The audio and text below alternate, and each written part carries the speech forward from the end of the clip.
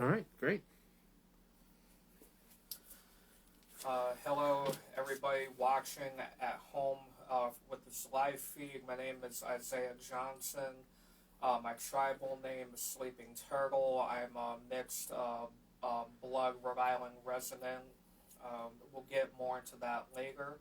I'm here at Red Ink Library at 130 Cypress Street in Providence, Rhode Island. We've just begun. Feel free to come out if you're nearby. For today, I'm here to bring you some of my preferred. Sorry, one of my preferred styles of Native American flute music. Once you hear it, I think you'll appreciate it. And thank you, Dave, for bringing me out. I've been looking forward to it. And if you enjoy this, have any questions, please write a comment in the chat or whatever's going on there. And here we go. Thank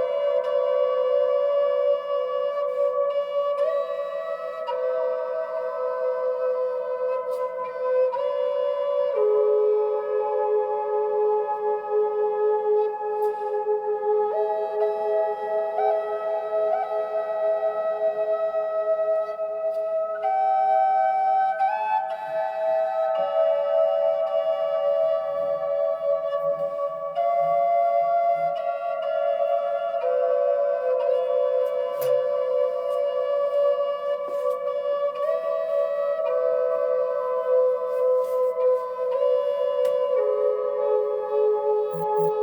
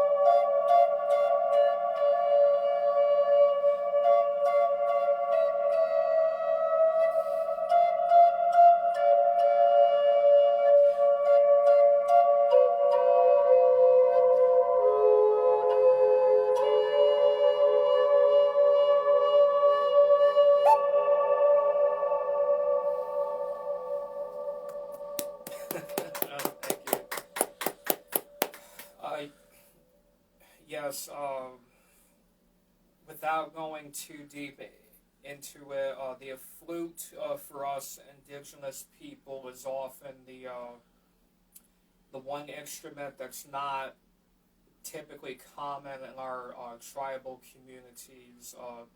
A lot of us are deceived that it's overly technical instrument that you would have to go to Berkeley or Juilliard for, and it's not that at all.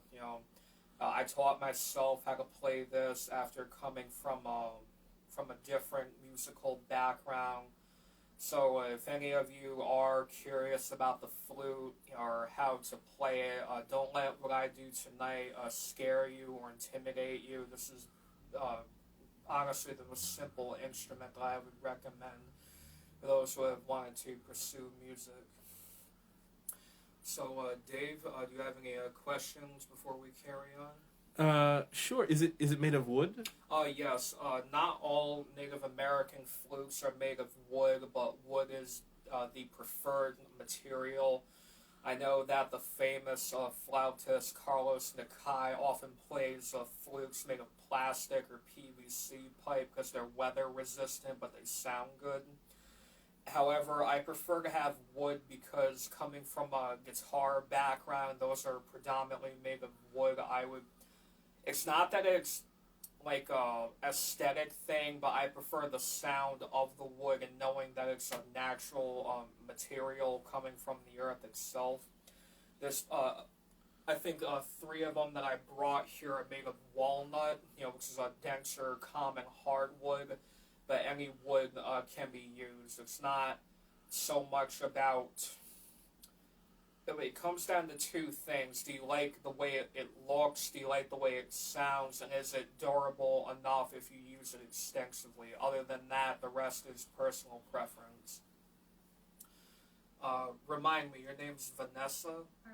Maria, sorry. I was thinking of somebody else. Do you have any questions?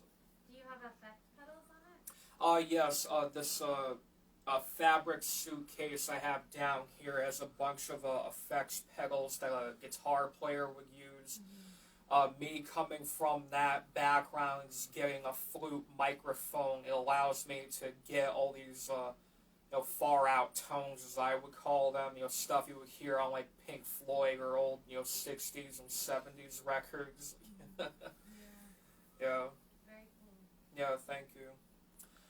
Like I was saying earlier, the latest song that I wrote is a lament to Malcolm X and his wife, Betty Shabazz, which is a long story which I won't get into. It's called The Lovers, Hajj, right? Now, for those of you who are watching, Malcolm and Betty were Muslims, right? So the Hajj is the pilgrimage to Mecca, the Holy Land, the Kaaba, the cube.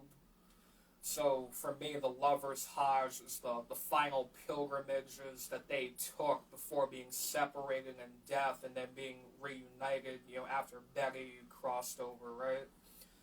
So, I'll do that one and we'll see where it goes. Thank you. Mm-hmm.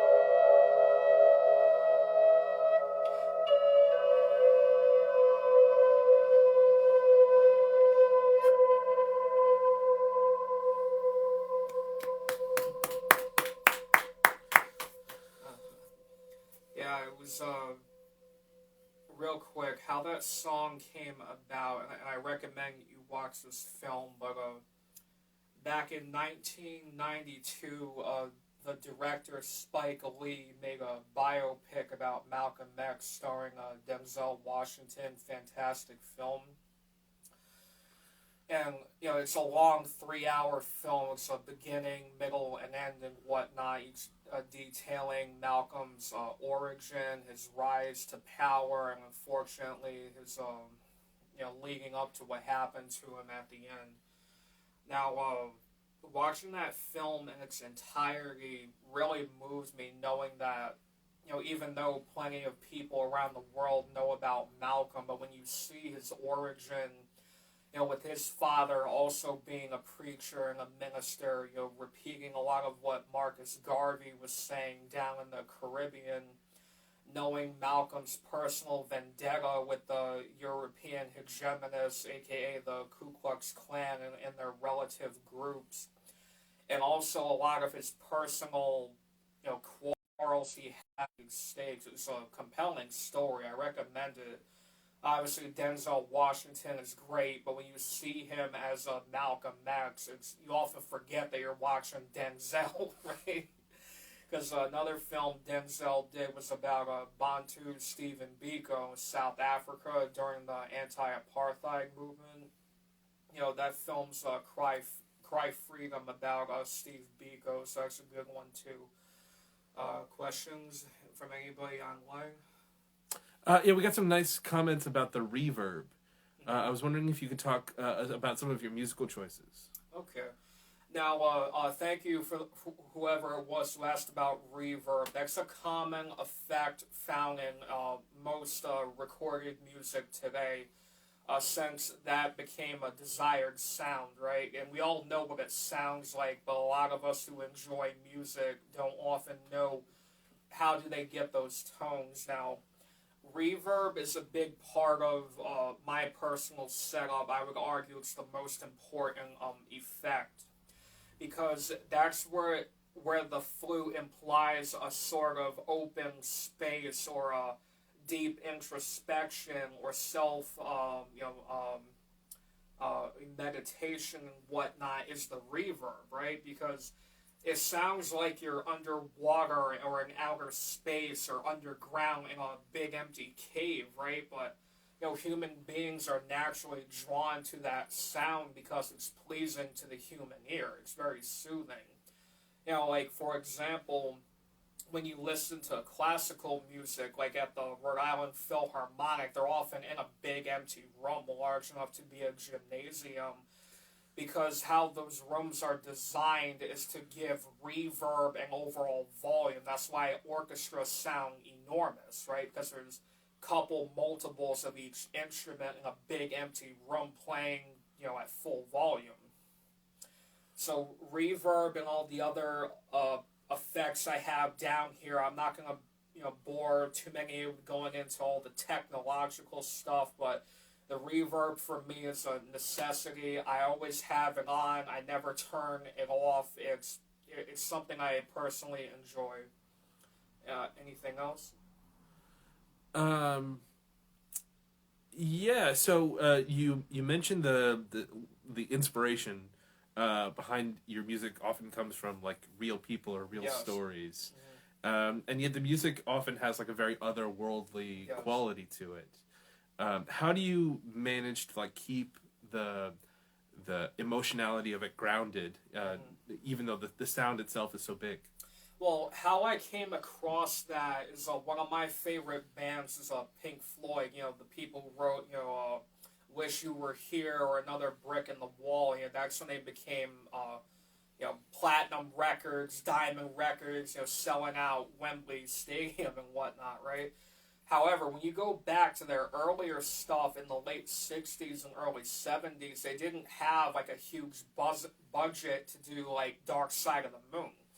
However, the emotion they put in that music was often built upon restraining what the sound equipment could do, right? Because, you know, technology in the 21st century has gone far above and beyond. It's easy to get lost in effects and devices, but then it comes across like white noise. It's a sound, but you can't decipher what it is. So a couple minutes ago when I did the Lover's Hajj, I only had, in terms of effects, only a phase shifter, very minimal for those who don't know what that is, and reverb. I didn't want it to be a huge, psychedelic experiment. I wanted it to be like how a medieval bard would lament, a knight who fell in battle, something like that. Because even us indigenous Americans, you'll hear memorial songs that are events for Metacomet or Weegamoo or Sitting Bull or Guayatla.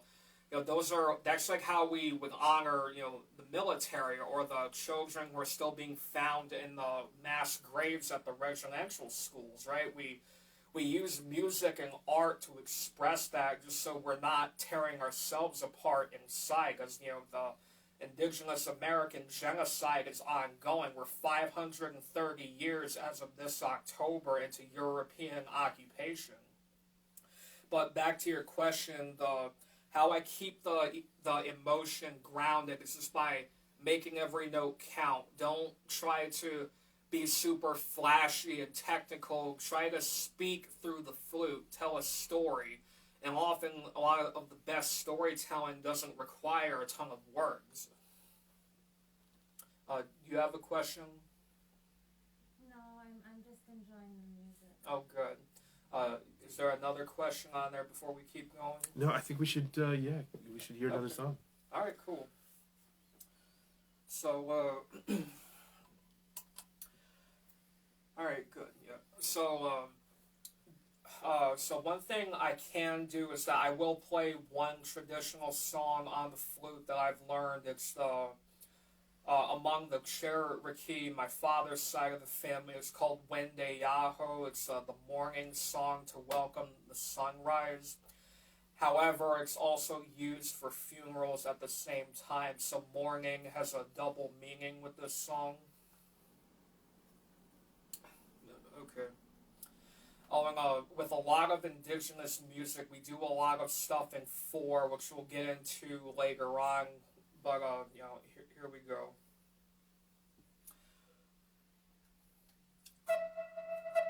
Okay.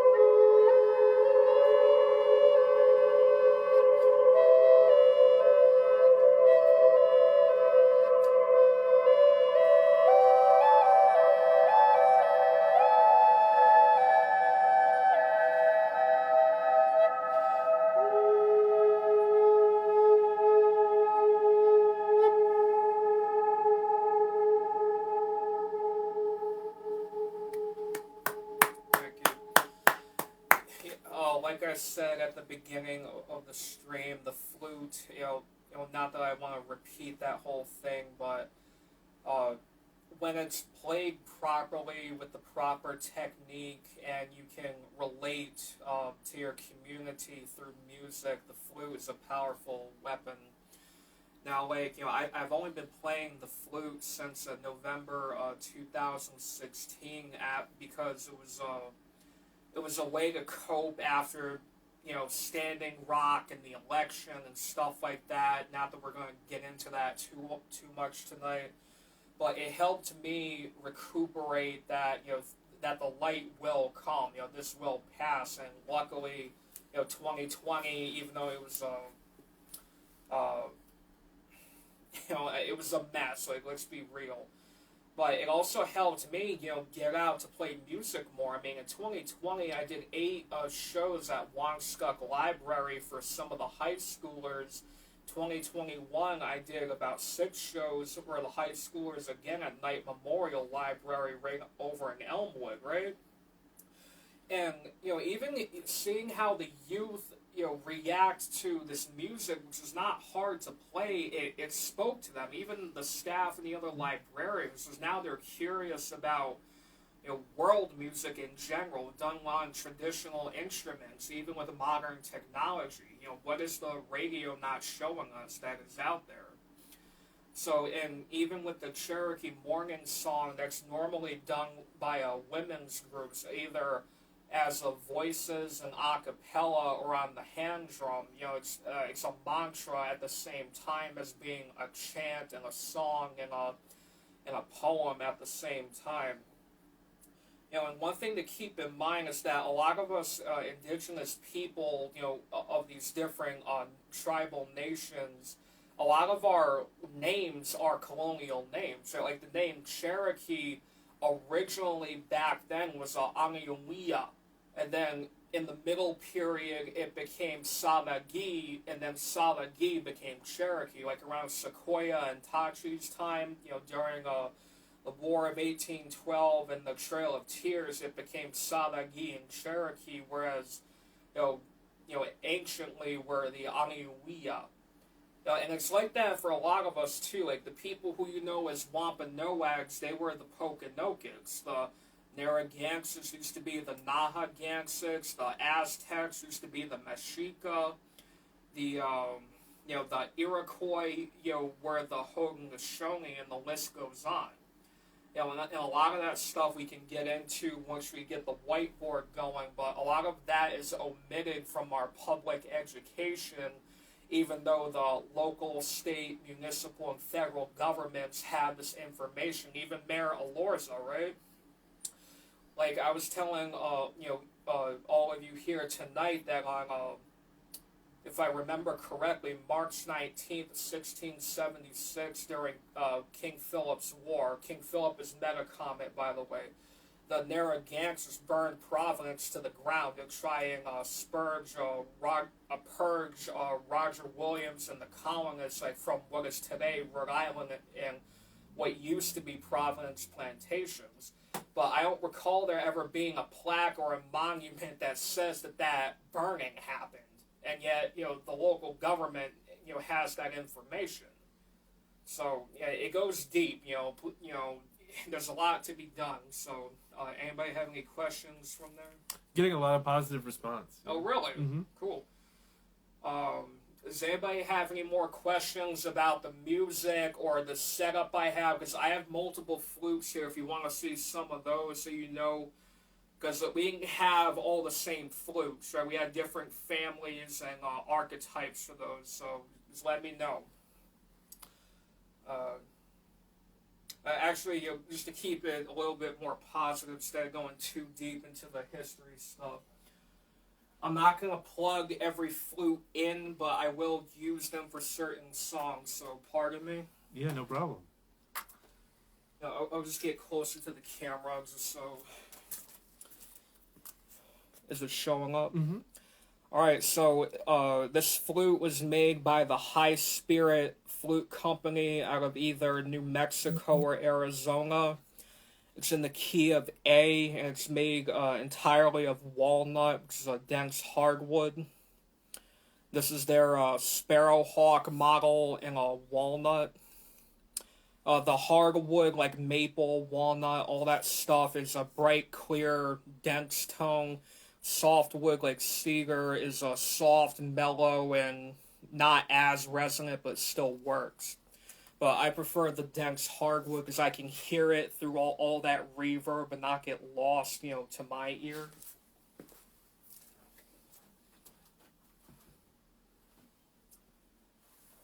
The next flute is also walnut. I got confused, pardon me. It's much smaller. This is in the key of E, also high spirit. The voice is very high, so I'm going to back up from the camera, and my mic doesn't fit on this, unfortunately, so I don't use it live too often.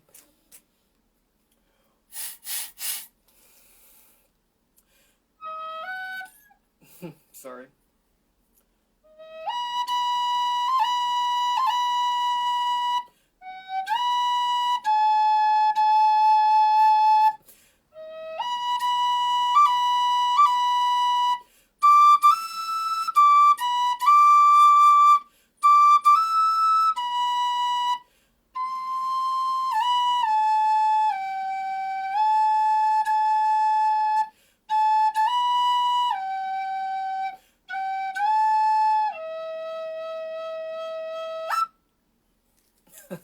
Thank you.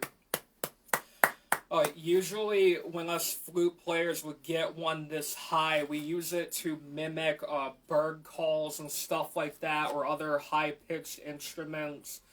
This would be like our equivalent to like a Irish whistle or a piccolo or even a violin at certain times because of the higher pitch. And like I said, walnut, dense, hard, bright wood for a high flute, it's ideal. I'll save that big one for last as I have to hook it up. Now, I'll show you one of the less common flutes here in the Americas, right? I don't know the traditional name of one like this, but it's commonly found in Mexico, Guatemala, Belize, Honduras, Mesoamerica and whatnot. Now, in simple terms, this flute is two bottom halves of two flutes, and they're in one body, right? But they're of different keys. They harmonize and sound good together. Coincidentally, the Europeans were having that same idea with the Gregorian chant music, where one half of the monks would do one note, and then the other half would do the higher or the lower note. So we won't get into too much music theory, but I think you'll understand.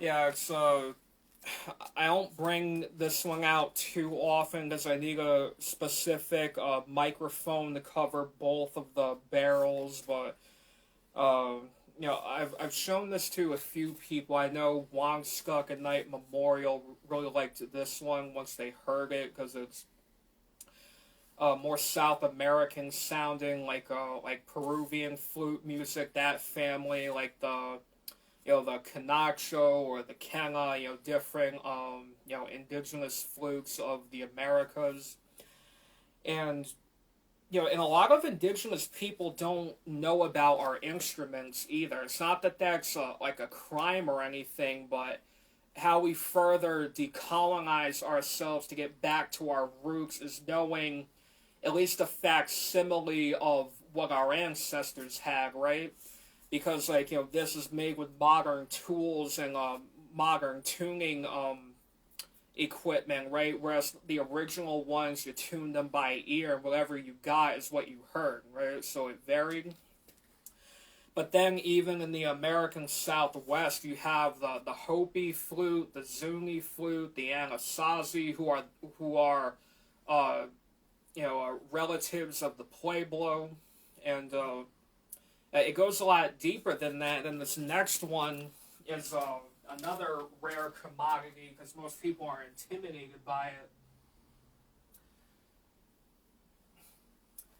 I'm going to plug this one in just so it's not, because it's all the way to the ground, the camera won't pick it up, so bear with me.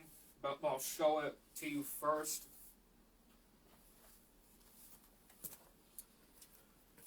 It's a big, a modern bass flute. However, what a lot of people don't know is that indigenous Americans, we had didgeridoos like the Australians did, right? Because, those are just a hollowed out tree log from termites, and you would put a mouthpiece on it, usually from some kind of beeswax and whatnot. And all the tunneling that the termites did gives it that buzzing, droned vibrato sound that the Australian Aborigines are famous for. And those aren't commonly found, north of Mexico. That's more of a Central Caribbean and a South American thing. So, allow me to hook back up. Bear with me.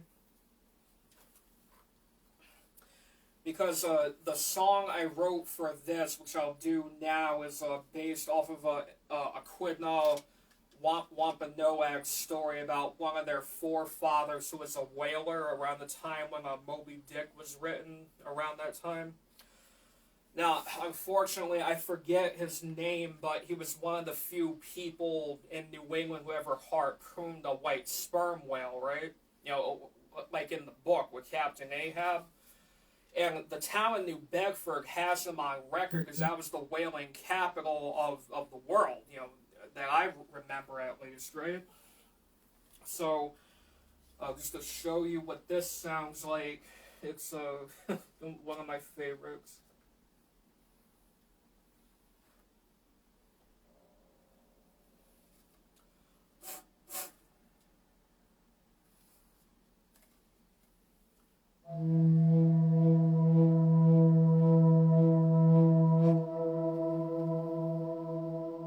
Not too loud.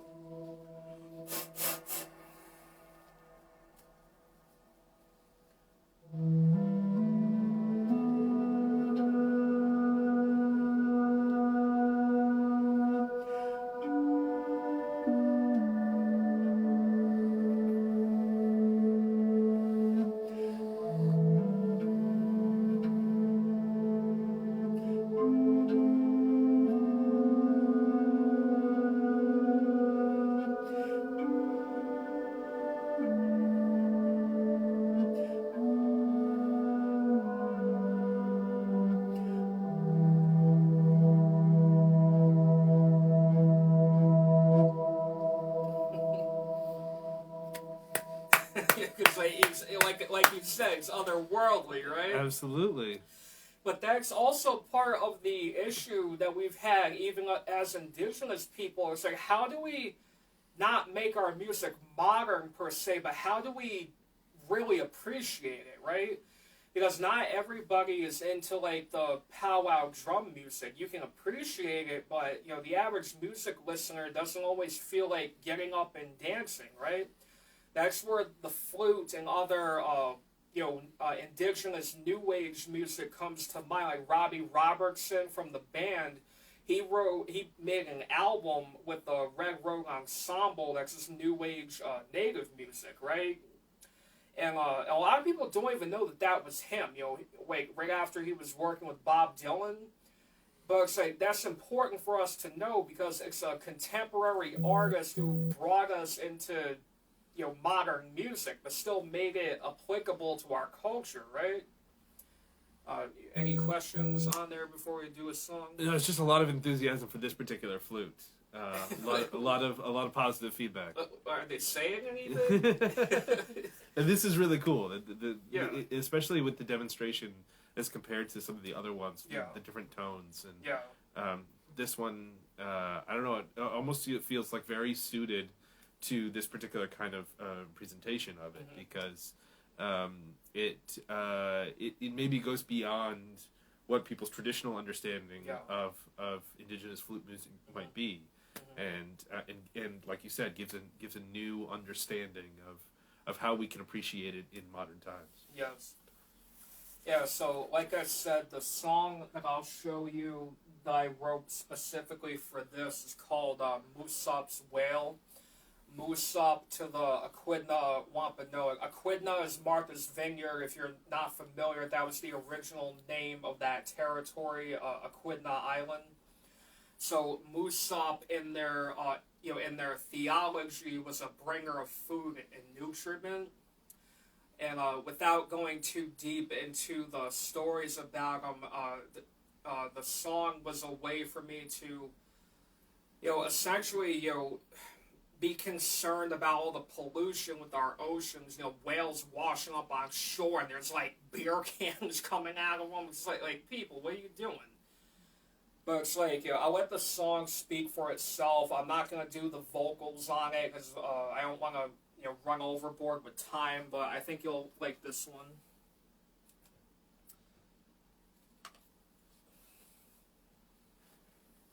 Now, think underwater, big, cavernous, like whale cries and whatnot, so you're not confused.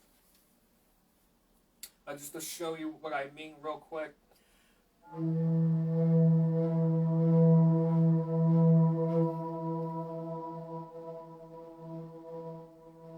Hear how it's like ringing, like in the background. Yeah.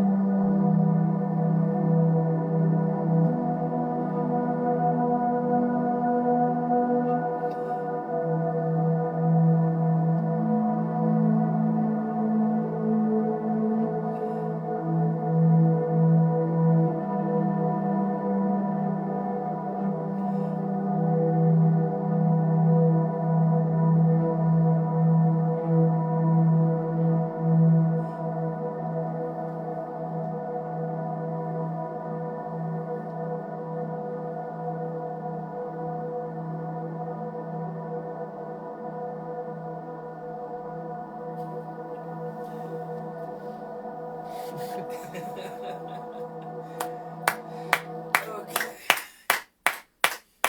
Yeah, it's I mean, I wrote that song really back in 2017. It was when I was first getting comfortable with the flute. However, you can find videos of all this stuff on my YouTube channel, but there should be a video on there. I may have to re-upload it, of like the first time I ever started playing out with stuff like this. It was at the Walla Manapog powwow at La Salette Shrine, right? And I only did one song there in 2017. It was that song I played just now. It was on a different flute, though. However, what that led to is for me to continue to be requested, hey, can you come do what you did at La Salette, at our cookout, at our powwow, at our social, stuff like that, or in our library. And it's really, all the flutes do that, but this particular one is usually people are the most interested in, because it's abnormal, but it sounds beautiful, right? So, you have a question of any kind? Oh, nothing? Come on, throw me a bone here. I'm just transported. Yeah, because, people, they're like, bro, where am I? Like, how'd he do that? It's like, so a couple different things are happening when they do that, but, because, almost weekly, I play at the Galactic Theater in Warren, Rhode Island. Like, I was there last night for their open mic, and people love me there, right? Because, because it's new, but it's not, it's not wacky in, an unlikable way, because it's, it's almost like you could, be lost in, your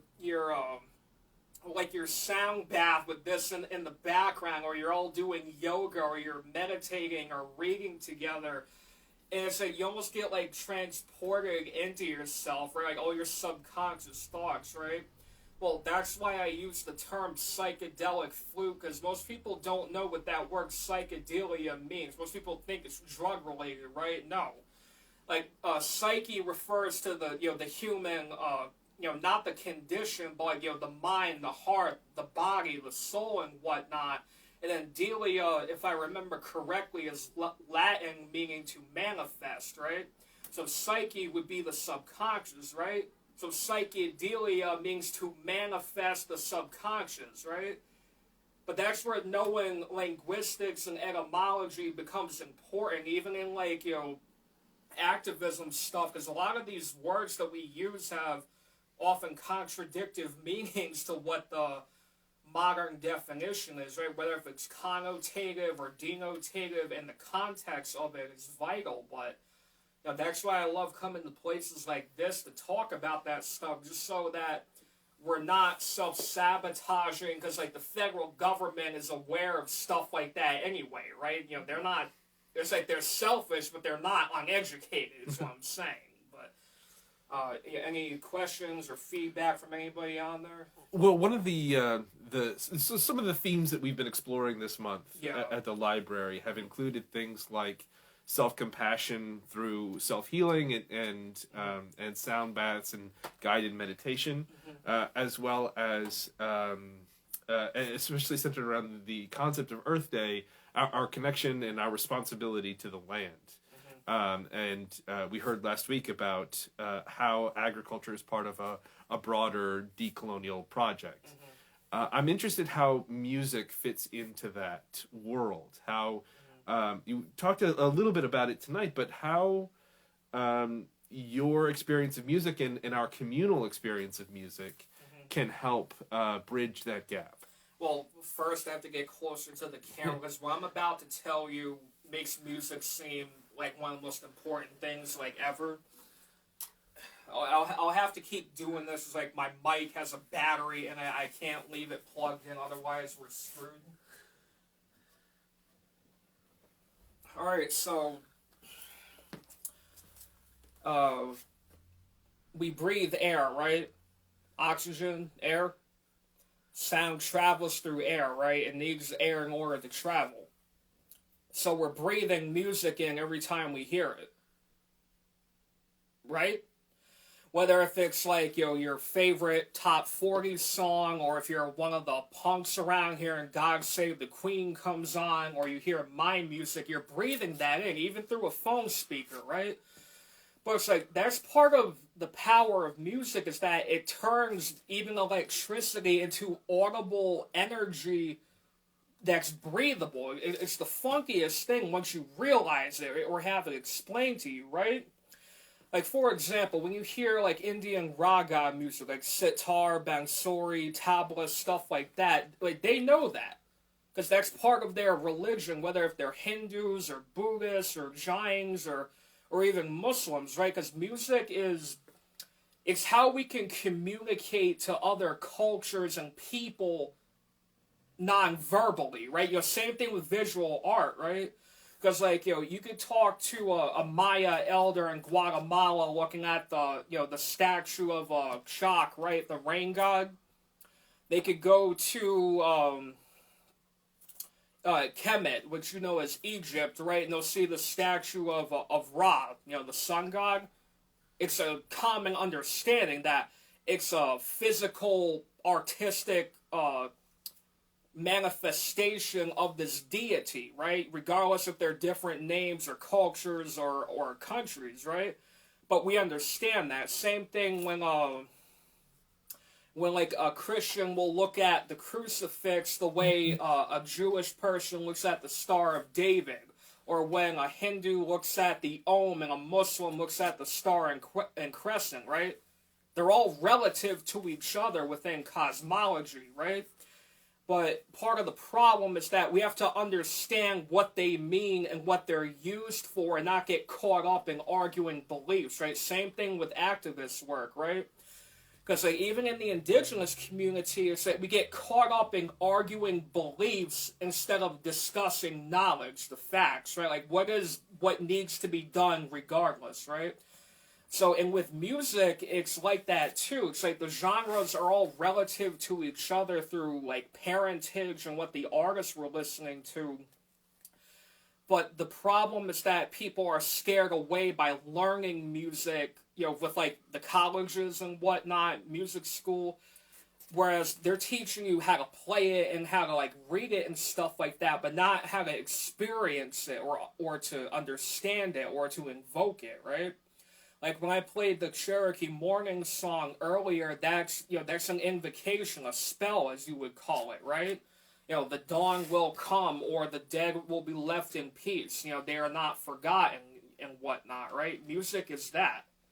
So, and, I encourage all of you, if you have, like, some kind of, ethnic ancestry, regardless of where you are in the world, look into your musical heritage.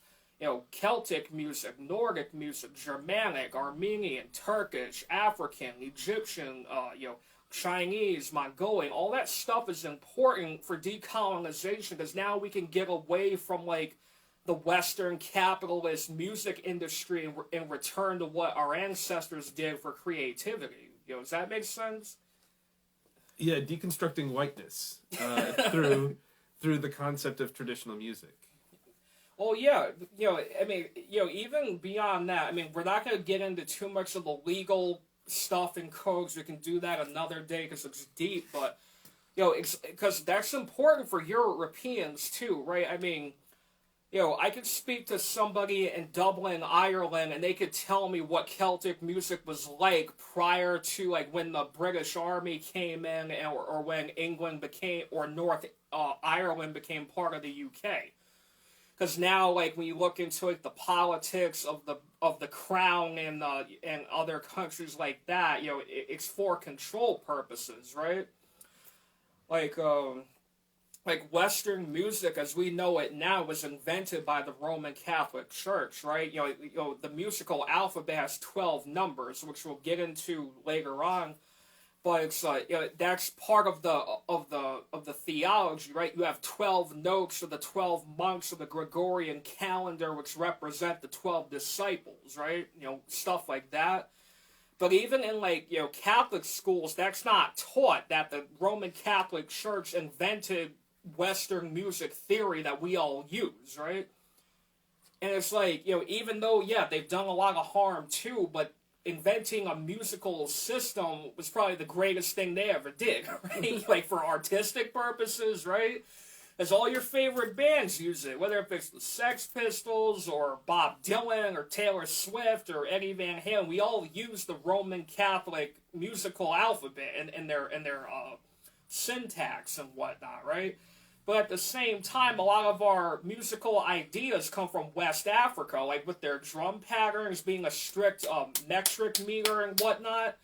But that's left out too. That's where the blues and jazz and rock and roll comes from, by mixing, like European folk music with African drum music, and then adding modern technological innovation to it, right?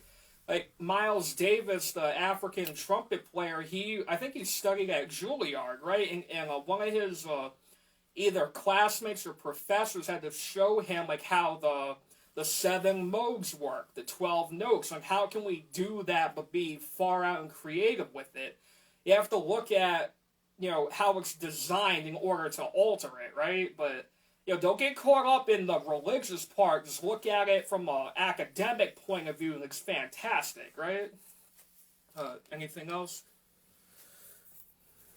No, I think we're getting close to 8 o'clock here. Yeah. So, if there's anything that you wanted to do sort of to wrap up or conclude, then yeah, I think that'd be great. Well, maybe next time, because all that, like the cosmology stuff takes a long time to map it out on the whiteboard. So, sorry if some of you were looking forward to that. Unfortunately, we just don't have time for it. Maybe next time.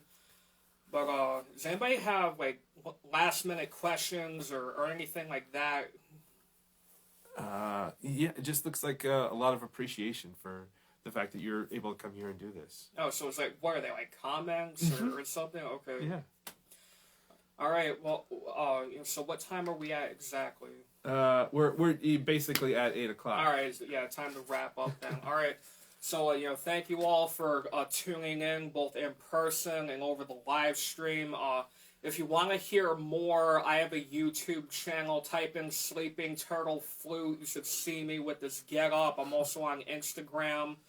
If you want more than music, like some social commentary, not much, but thank you, Red Ink, for having me, and hopefully we can do this again. And if you want to hear more, just go and look me up. So, thank you all for coming out. I hope. Thank you. You're welcome.